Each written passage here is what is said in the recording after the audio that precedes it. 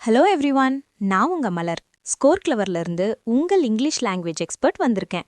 எல்லாரும் எப்படி இருக்கீங்க? இன்னைக்கு நாம த ஹிந்து நாளிதழில் வந்த 2 முக்கியமான எடிட்டோரியல்ஸை ரொம்ப சுலபமா புரிஞ்சிக்கிற மாதிரி பார்க்க போறோம். இந்த பாட்காஸ்ட் ஆரம்பிக்கிறதுக்கு முன்னாடி ஒரு சின்ன விஷயம். நாம இப்ப பார்க்க போறது ஒரு ஷார்ட் பிரேக் டவுன் மட்டும்தான். இதை இன்னும் ரொம்ப டீட்டெயிலா படிக்கணும்னு நினைச்சா நம்ம ஸ்கோர் கிளவர் எடிட்டோரியல் அனாலிசிஸ் வெப்சைட்டை செக் பண்ணி பாருங்க. அந்த வெப்சைட்ல ஒவ்வொரு வாக்கியத்தையும் சென்டென்ஸ் ஸ்ட்ரக்சர் அடிப்படையில் ஃப்ரேஸ் பை ஃப்ரேஸாக பிரித்து அதற்கான வொக்காபுலரிஸ், தமிழ் டிரான்ஸ்லேஷன் மற்றும் சிம்பிளிஃபைடு இங்கிலீஷ் கொடுத்துருக்கோம். அது மட்டும் இல்லாம சென்டென்சஸோட கான்டெக்ஸ்ட், பேக்ரவுண்ட், ஒரு 5 பாயிண்ட் சம்மரி, எடிட்டோரியலோட டோன், அப்புறம் exam standard reading comprehension questions எல்லாமே அந்த வெப்சைட்ல இருக்கு. வெப்சைட் லிங்க் டிஸ்கிரிப்ஷன்ல கொடுத்துருக்கேன். இன்னொரு முக்கியமான விஷயம், score clever daily premium editorial vocabularies PDFs provide பண்றாங்க. முக்கியமான வொக்காபுலரிஸ்க்கு ரொம்ப தெளிவான எக்ஸ்பிளனேஷன்ஸ் அதுல இருக்கும்.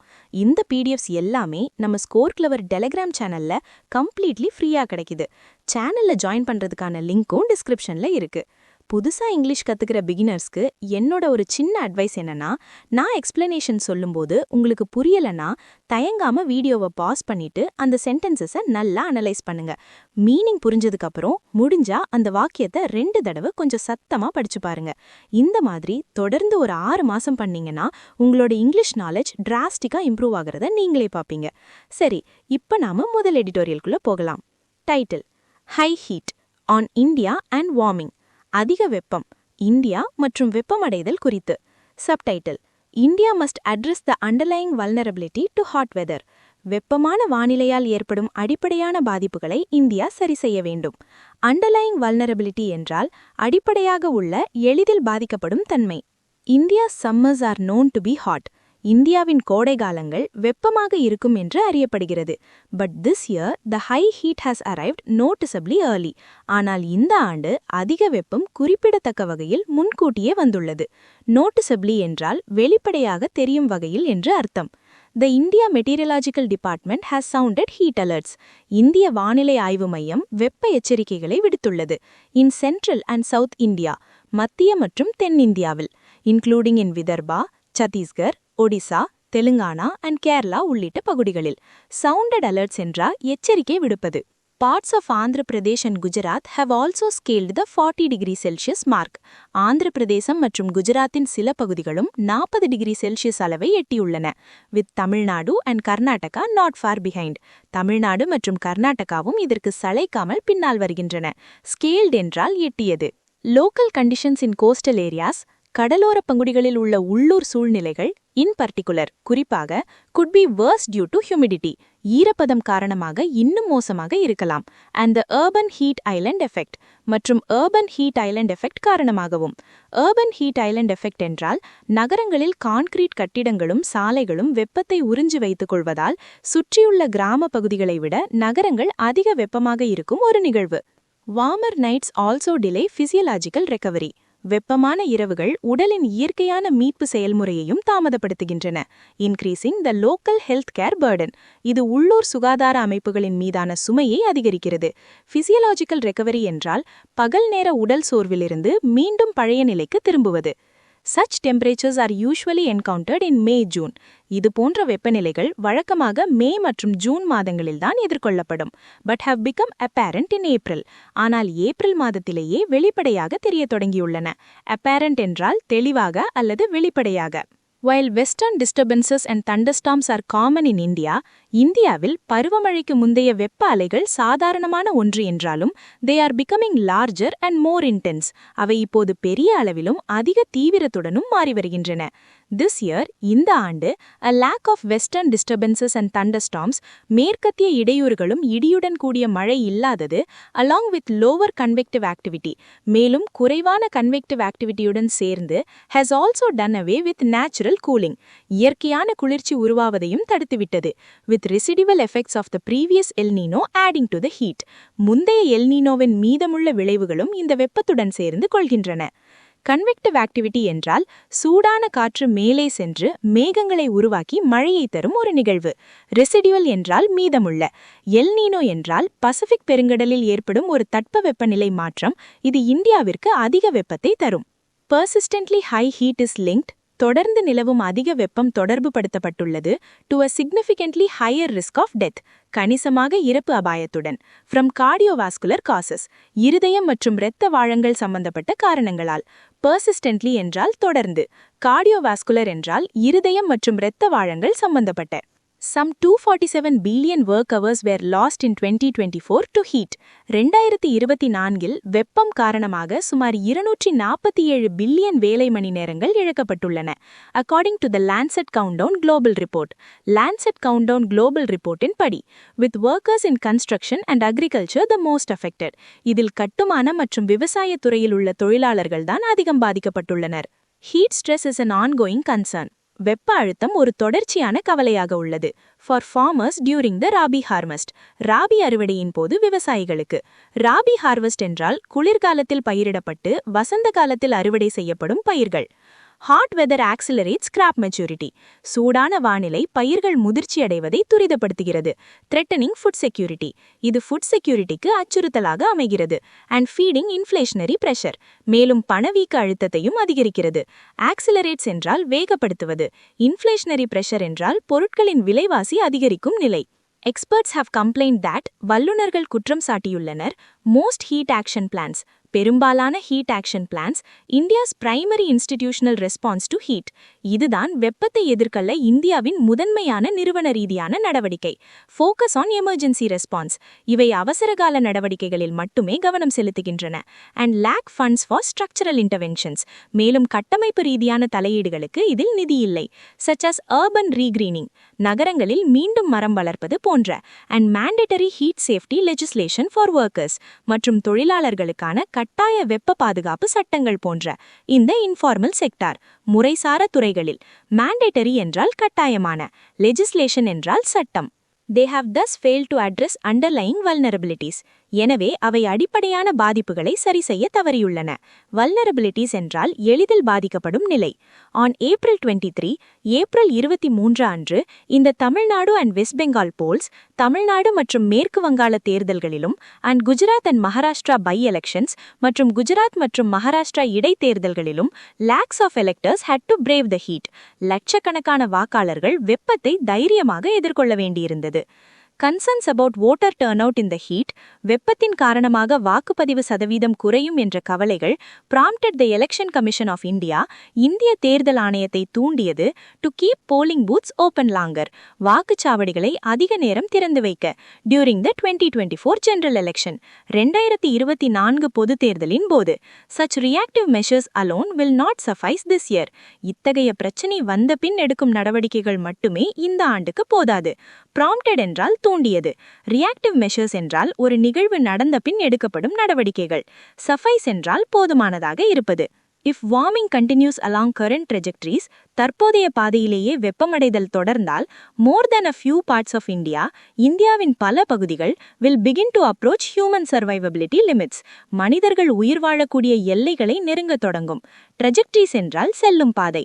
Heat action plans desperately need sufficient long term funding. Heat action பிளான்ஸுக்கு போதுமான நீண்டகால நிதி அவசரமாக தேவை. while public systems must roll out mobile health units, அதே நேரத்தில் பொது அமைப்புகள் நடமாட்ட சுகாதார பிரிவுகளை அறிமுகப்படுத்த வேண்டும். and doorstep delivery of essential services during peak heat, மற்றும் அதிக வெப்பம் இருக்கும் நேரங்களில் அத்தியாவசிய சேவைகளை வீட்டு வாசலிலேயே வழங்க வேண்டும். to reduce the income penalties that deter access, மக்கள் வெளியே சென்று சேவைகளை பெறுவதை தடுக்கும் இரண இழப்பை குறைப்பதற்காக. டெஸ்பரேட்லி என்றால் மிகவும் அவசரமாக. டெட்டர் என்றால் தடுப்பது. Colombia has convened a coalition of roughly 50 countries. Colombia சுமார் 50 நாடுகள் கொண்ட ஒரு கூட்டணியை கூட்டியுள்ளது. to explore a faster transition away from fossil fuels, புதைப்படிவ எரிபொருட்களிலிருந்து விரைவாக மாறுவதற்கான வழிகளை ஆராய. in a parallel climate conference, ஒரு இணையான பருவநிலை மாநாட்டில். convened என்றால் ஒன்று கூட்டப்பட்டுள்ளது. fossil fuels என்றால் நிலக்கரி, பெட்ரோலியம் போன்ற எரிபொருட்கள். India should join it. India அதில் இணைய வேண்டும். not least because of the greater access to climate adaptation finance it could afford. குறைந்தபட்சம் அது வழங்கக்கூடிய பருவநிலை மாற்ற ஏற்பு நிதியை எளிதாக பெறுவதற்காகவாவது இணைய வேண்டும். climate adaptation finance என்றால் பருவநிலை மாற்றத்தால் ஏற்படும் பாதிப்புகளை சமாளிக்க வழங்கப்படும் நிதி உதவி. இந்த முதல் எடிட்டோரியலோட டோன் என்னன்னு பாத்தீங்கன்னா, இது கிரிட்டிக்கல் அண்ட் அர்ஜென்ட் டோன்ல எழுதப்பட்டிருக்கு. ஏன் அப்படின்னா, ஆத்தர் நம்ம அரசோட தற்போதைய ஹீட் ஆக்ஷன் பிளான்ஸை கடுமையா விமர்சனம் பண்றாரு. அதுல போதுமான நிதி இல்ல, அவசர காலத்துக்கு மட்டும்தான் அது உதவுதுன்னு சொல்றாரு. அது மட்டும் இல்லாம மனிதர்கள் உயிர் வாழக்கூடிய எல்லையவே நாம நெருங்கிட்டு இருக்கோம்னு ரொம்ப அவசரமாக எச்சரிக்கிறாரு. இந்த புச்சினர்வி எடிட்டோரியல் வீடியோ உங்களுக்கு பிடிச்சிருந்ததுன்னா உடனே ஒரு லைக் போட்டு பாருங்க. குறைஞ்சது 10 நண்பர்களுக்கு உடனே ஷேர் பண்ணி மறக்காம நம்ம சேனலை சப்ஸ்கிரைப் பண்ணி சப்போர்ட் பண்ணுங்க. இன்னும் நிறைய இன்ட்ரெஸ்டிங்கான விஷயங்கள் காத்துட்டு இருக்கு. அடுத்ததாக 2வது எடிட்டோரியலுக்குள்ள போகிறதுக்கு முன்னாடி ஒரு சூப்பரான விஷயம் சொல்லிக்கிறேன். நீங்க எல்லாரும் கண்டிப்பா கூகுள் பிளே ஸ்டோர்ல இருந்து நம்ம ஸ்கோர் கிளவர் ஆப்பை டவுன்லோட் பண்ணி இன்ஸ்டால் பண்ணிக்கோங்க. வொகாபுலரிஸ், இடியம்ஸ் அண்ட் ஃப்ரேசஸ், அப்புறம் ஃப்ரேசல் வெர்ப்ஸை மனப்பாடம் பண்றதுக்கு இதை விட ஒரு பெஸ்ட் ஆப் இருக்க முடியாது. இந்த ஆப்ல ஒரு unique new learning technique use பண்ணியிருக்காங்க. அதாவது ஒரு விஷயத்தை நீங்க எப்ப மறப்பீங்கன்னு அந்த ஆப் கணிச்சு அதுக்கு ஏத்த மாதிரி உங்களை ரிவைஸ் பண்ண வைக்கும். சோ நீங்க ஒரு தடவை படிச்சா அதை லைஃப்ல மறக்கவே மாட்டீங்க. சரி வாங்க, இப்ப நாம 2வது எடிட்டோரியல் பார்க்கலாம். Title: cycle of violence on Manipur, the persistence of hostilities. வன்முறை சுழற்சி, மணிப்பூர் மற்றும் தொடர்ச்சியான பகையுணர்வு குறித்து. Subtitle: Manipur sees little respite despite a change of guard under the Bharatiya Janata party. Bharatiya Janata கட்சியின் கீழ் ஆட்சி மாற்றம் ஏற்பட்ட போதிலும் மணிப்பூருக்கு எந்த ஒரு பெரிய நிம்மதியும் கிடைக்கவில்லை. ரெஸ்பைட் என்றால் ஒரு கடினமான சூழ்நிலையில் கிடைக்கும் ஓய்வு அல்லது நிம்மதி. Ethnic quagmires are among the most difficult situations. இன ரீதியான சிக்கல்கள்தான் மிகவும் கடினமான சூழ்நிலைகளில் ஒன்றாகும். ஃபார் கவர்மெண்ட்ஸ் டு அன்டாங்கிள், அரசாங்கங்கள் தீர்த்து வைப்பதற்கு. Given the violence and persistence of hostilities, வன்முறை மற்றும் தொடர்ச்சியான பகையுணர்வை கருத்தில் கொண்டு பார்க்கும்போது. Even for those committed to restoring peace, அமைதியை நிலைமாட்டுவதில் உறுதியாக இருப்பவர்களுக்கும் கூட இது கடினம்தான்.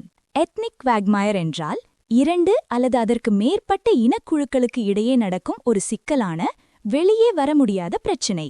அன்டாங்கிள் என்றால் ஒரு சிக்கலை அவிழ்ப்பது அல்லது தீர்ப்பது. பெர்சிஸ்டன்ஸ் என்றால் தொடர்ச்சியாக இருப்பது. ஹாஸ்டிலிட்டிஸ் என்றால் பகைமை. The reason is the intransigent nature of ethnic divides. இதற்கு காரணம் இனப்பிரிவினைகளின் வளைந்து கொடுக்காத தன்மைதான். Where hostile elements resist any efforts at normalization. இதில் பகையுணர்வு கொண்ட நபர்கள் நிலைமையை இயல்பாக்குவதற்கான எந்த ஒரு முயற்சியையும் எதிர்க்கிறார்கள். இன்ட்ரான்சிஜென்ட் என்றால் பிடிவாதமான அல்லது விட்டுக் கொடுக்காத. Any space for empathy is restricted. மற்றவர்கள் மீது அனுதாபம் காட்டுவதற்கான எந்த ஒரு வாய்ப்பும் இங்கு தடுக்கப்படுகிறது. As every incident is ethnicized. ஏனெனில் ஒவ்வொரு சிறு சம்பவமும் இனப்பிரச்சினையாக மாற்றப்படுகிறது. எம்பதி என்றால் மற்றவர்களின் உணர்வுகளை புரிந்து கொள்ளும் திறன். The situation is compounded. நிலைமை மேலும் மோசமாகிறது. When the government of the day fails to nip the descent into ethnicized hostilities in the bud. அதிகாரத்தில் உள்ள அரசாங்கம் இனப்பகையாய் மாறும் பிரச்சினைகளை ஆரம்பத்திலேயே கிள்ளி எறிய தவறும்போது, making it even more difficult. இது மேலும் கடினமாக்குகிறது. For civil society and subsequent governments. Civil சமூக அமைப்புகளுக்கும் அடுத்து வரும் அரசாங்கங்களுக்கும். To restore peace and normalcy. அமைதியையும் இயல்பு நிலையையும் மீட்டெடுப்பதற்கு. Compounded என்றால் மேலும் சிக்கலாவது. Nip in the bud என்பது ஒரு இடியம். இதன் அர்த்தம் ஒரு பிரச்சனை பெரிதாவதற்கு முன்பே அதை ஆரம்பத்திலேயே தடுத்து நிறுத்துவது. This is the kind of situation. இதுதான் அந்த வகையான சூழ்நிலை. That Manipur finds itself in. தற்போது மணிப்பூர் சிக்கியிருக்கும் நிலை. Even a relatively moderate chief minister such as Yumnam Khemchand Singh, ஒப்பிடளவில் ஓரளவு மிதமான அணுகுமுறை கொண்ட முதலமைச்சர் கூட, who has sought, அவர் முயற்சி செய்துள்ளார், at least through nominal gestures, குறைந்தபட்சம் சில பெயரளவிலான நடவடிக்கைகள் மூலமாகவாவது, to rise above the ethnic fray, இன மோதல்களுக்கு அப்பாற்பட்டு செயல்படுவதற்கு, has found the going tough. அவருக்கும் நிலைமையை கையாள்வது மிகவும் கடினமாகவே உள்ளது. மாடரேட் என்றால் தீவிரத்தன்மை இல்லாத, நாமினல் என்றால் பெயரளவிலான, ஃப்ரே என்றால் சண்டை அல்லது மோதல். Violence has flared up again. வன்முறை மீண்டும் வெடித்துள்ளது. Following a bombing attack on April 7. April 7 அன்று நடந்த ஒரு வெடிகுண்டு தாக்குதலை தொடர்ந்து that killed a 5-year-old boy and an infant girl. இதில் ஒரு 5 வயது சிறுவனும் ஒரு பெண் குழந்தையும் கொல்லப்பட்டனர். இன் பிஷ்ணுபூர் டிஸ்ட்ரிக்ட், பிஷ்ணுபூர் மாவட்டத்தில். ஃபிளாட் அப் என்றால் திடீரென வெடிப்பது. Reports of the alleged involvement of a Kuki extremist organisation, ஒரு குக்கி தீவிரவாத அமைப்புக்கு இதில் தொடர்பு இருப்பதாக கூறப்படும் செய்திகள். இன் பாம்பிங் அட்டாக்ஸ், இந்த வெடிகுண்டு தாக்குதல்களில் denied by குக்கி குரூப்ஸ், இது குக்கி குழுக்களால் மறுக்கப்பட்டுள்ளது. triggered a series of protests in the valley, இது பள்ளத்தாக்கு பகுதியில் தொடர் போராட்டங்களை தூண்டியது. and renewed violence led to more deaths, மேலும் மீண்டும் தொடங்கிய வன்முறையால் அதிக உயிரிழப்புகள் ஏற்பட்டன. alleged என்றால் குற்றம் சாட்டப்படும், triggered என்றால் தூண்டியது. with disinformation and rumor mongering, தவறான தகவல்கள் மற்றும் வதந்திகள் பரப்புவதுடன் சேர்ந்து adding fuel to the fire, இது எரியும் தீயில் எண்ணெய் ஊற்றுவது போல் ஆக்குகிறது. Manipur has returned to a cycle of violence, Manipur மீண்டும் ஒரு வன்முறை சுழற்சிக்குள் திரும்பிவிட்டது. and hardening stances among groups in its persistent ethnic quagmire, அதன் தொடர்ச்சியான இனச்சிக்கலில். rumor mongering என்றால் வதந்திகளை பரப்புவது. adding fuel to the fire என்பது ஒரு இடியம், பிரச்சனையை மேலும் மோசமாக்குவது. stances என்றால் நிலைப்பாடு. The Bharatiya Janata party initially believed, Bharatiya Janata கட்சி ஆரம்பத்தில் நம்பியது that the resignation of former Chief Minister N. Biren Singh, முன்னாள் முதலமைச்சர் N. Biren Singh பதவி விலகுவது, efforts to curb violent ethnic organizations, வன்முறையில் ஈடுபடும் இனக்குழுக்களை கட்டுப்படுத்த எடுக்கும் முயற்சிகள், and the passage of time would help restore normalcy, மற்றும் காலம் செல்ல செல்ல நிலைமை இயல்பு நிலைக்கு திரும்ப உதவும் என்று. curb என்றால் கட்டுப்படுத்துவது.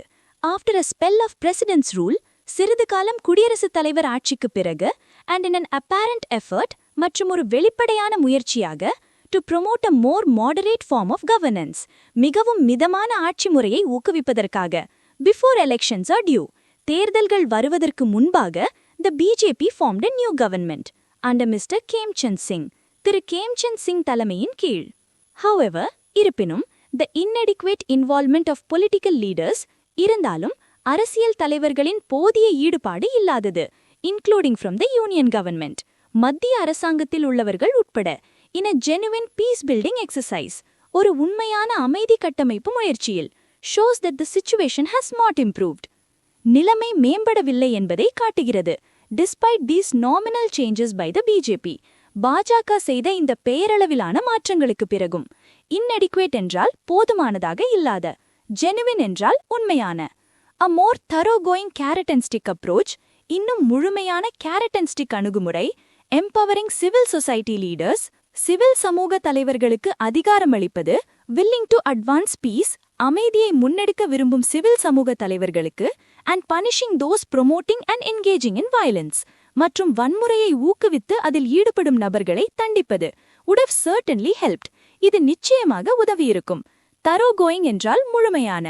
carrot and stick approach என்பது ஒரு இடியம், நல்லதை செய்தால் சன்மானம், தவறு செய்தால் தண்டனை வழங்கும் அணுகுமுறை. But political variables focused more on retaining power than achieving peace. ஆனால் அமைதியை அடைவதை விட அதிகாரத்தை தக்க வைத்துக் கொள்வதில் அதிகம் கவனம் செலுத்தும் அரசியல் காரணிகள் appear to have kept those seeking to advance hardline views, தீவிரமான நிலைப்பாட்டை முன்னெடுக்க நினைப்பவர்களை வைத்திருப்பதாக தெரிகிறது. in positions of influence on both sides of the divide, பிரிவினையின் இரு தரப்பிலும் ஆதிக்கம் செலுத்தக்கூடிய பதவிகளில்.